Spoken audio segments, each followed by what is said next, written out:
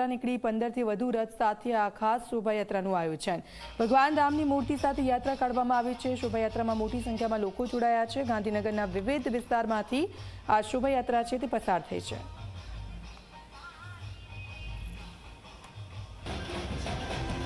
ગાંધીનગરમાં સૌપ્રથમવાર રામનવમીની શોભાયાત્રા દરેક સમાજને સાથે લઈને, ચાહે રોહિત સમાજ હોય, વાલ્મીકી સમાજ હોય, દરેક સમાજને સાથે લઈને અને બધા જ વિશ્વ હિન્દુ પરિષદ અને બજરંગના તમામ કાર્યકર્તાઓના સાથ સહકારથી આજે ભવ્ય રેલીનું આયોજન કરવામાં આવ્યું છે।